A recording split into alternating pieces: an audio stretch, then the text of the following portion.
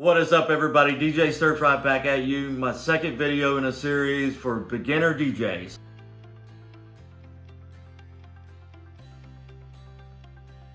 So the goal of this video is to create a system for you guys to have at home. This is for the guys who have never DJed in their life, have never bought one piece of equipment, but you want to know where to start. So we've got 7 components that we're going to be talking about today, and we're going to build out a system for $400 or less.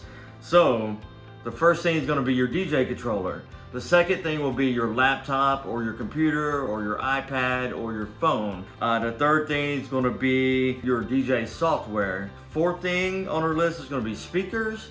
The fifth thing is going to be headphones. The sixth thing is going to be cables. And then the seventh thing is going to be music. So those are the 7 different components that we need to really get started in our DJ adventure here. So if you watch my last video, you'll notice that one of my main tips was not to break the bank. So we're going to do it today. We're going to get started in this for $400 or less. So let's get started right now. All right, what's up, everybody? So we're going to start building out this video right now. We're going to build out our system for so we have 7 different components. So I'm going to make one assumption. I want to make one assumption that you do have a laptop or a phone or an iPad, something like that, or even a desktop computer. So that's going to be our first assumption. So we're not going to add that to the budget today because most everyone has that and has the ability to have one of those things. So one of the first things that we're going to look at is our DJ controller. So to me, this is one of the most important concepts. I don't want to go too cheap on a DJ controller. I don't want to go too cheap on a couple of things, but really the DJ controller, I want to have a controller that also kind of simulates the next level up of a controller as well. So you could go Newmark, you could go Reigns, you could go Denon. One of the tried and true controllers in the business is going to be Pioneers. So we're going to look at our Pioneers today. Pioneers are a lot of what we use.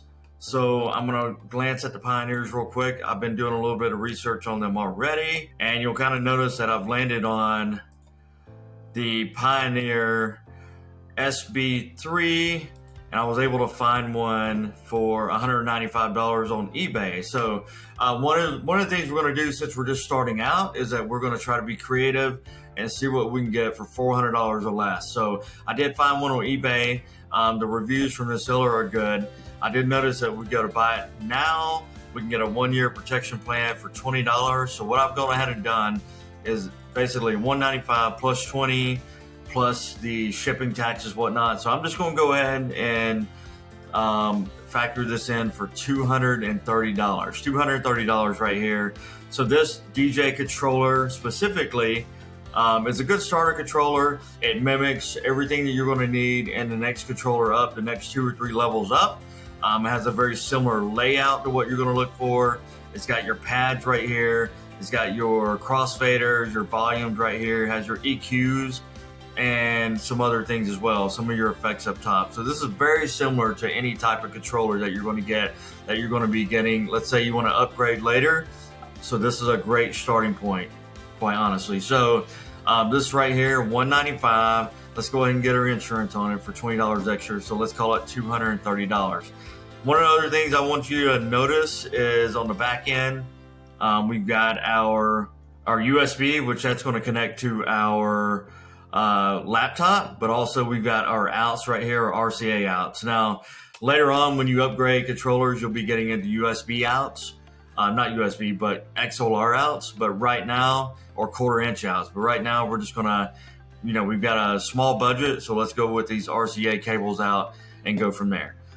All right, the second thing that we're gonna look at is we're gonna look at studio monitors. So basically speakers. And this is gonna be for our home setup. This is not gonna be to take out to actually perform on. We're just talking about getting started here. We're gonna practice. So found us a pair of monitors here for, actually, I did like those, but I looked at the reviews. They weren't as good as I liked. So let's go to our Mackies here. These had decent reviews on them. They are active. So you want to make sure you get active speakers, which means they're powered, which means they have amps in them. So otherwise, you're going to have to get a separate amp if you get passive speakers. So make sure you get a pair of active speakers or powered speakers. And for this pair right here, you'll kind of notice they're $120. So I went ahead and said they're $130. And you look at the back of them. We've got our inputs, so we can do our RCA inputs into here. And then the second speaker is a passive speaker. So this will come with cables that you can go basically from this active speaker out into this passive speaker in. So that'll take care of that right there. Our next thing that we want to look at is a set of headphones. Once again, we're on a budget. I recommend if you're doing this professionally, definitely get better headphones. But for right now, we're looking at Newmark $14 headphones. So none of these things like the speakers or the headphones, they're not going to be the best, but they're going to be able to get you to the next step. So enough to practice on, and enough to let you know, hey, do I like this or not? And enough to get you to that next level. Right now, we've got our DJ controller built out and planned. We've got our laptop or computer situation, which the controller that we selected a little bit earlier should work. Phone, iPad, that kind of thing, but also especially I recommend laptop or computer. We have our speakers taken care of for our home setup. We've got our headphones taken care of. So the fifth thing that we want to look at is going to be our cable. If we didn't get one with the controller, which buying it secondhand, I'm guessing we probably didn't.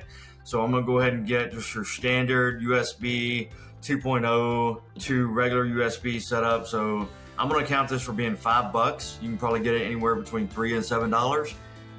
So we've got that taken care of with our cables. Our speakers came with our cables that need to go to the controller.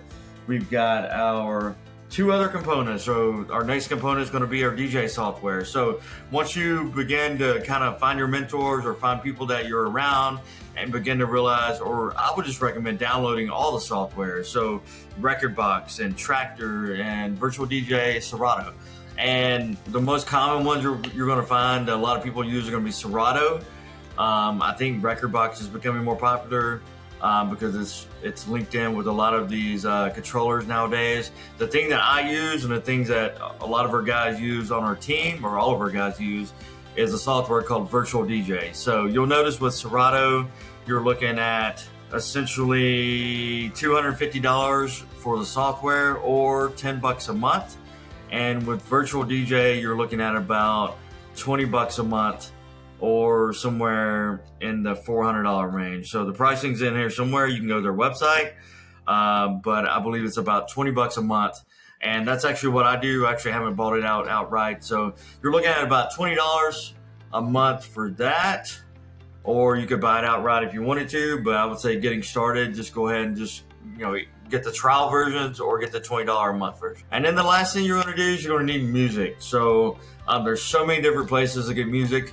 I would recommend, when I started out, I was using a website called mp3million.com. Not sure of the legalities of that, so I would definitely check into that. But in the beginning, that's what I used, and I can get tracks for 10 cents a piece. Since then, I started using other sources like extendedmix.com, directmusicservice.com, and then Deezer, which also integrates with the Virtual DJ as well, and I can pull those off the online source, so streaming. So those are the three sources that I kind of use nowadays. There's a couple other sources. There are record pools out there that you could use as well. But I think the goal is just to get started. Those are the 7 things that you really need. So you'll kind of look at the budget that we're looking at here. I'm going to share that right this second. All right, so we've got this built out now. We've got our DJ controller for $230, our Pioneer. There's so many other options out there. This is not the be-all, end-all, but this is just where I would start if I were to start over again. And this is what I would recommend. So that DJ controller is a decent controller, a good starting point. There are Newmarks out there. I actually started out with a Newmark Mixtrack Pro, but I learned that I like Pioneers, and Pioneers are very reliable. So we've got our speakers to start out with for our home setup. We've got our headphones, our USB cable, our Virtual DJ for $21, but you can actually get Serato for about $10. I prefer Virtual DJ. So that's a starting point.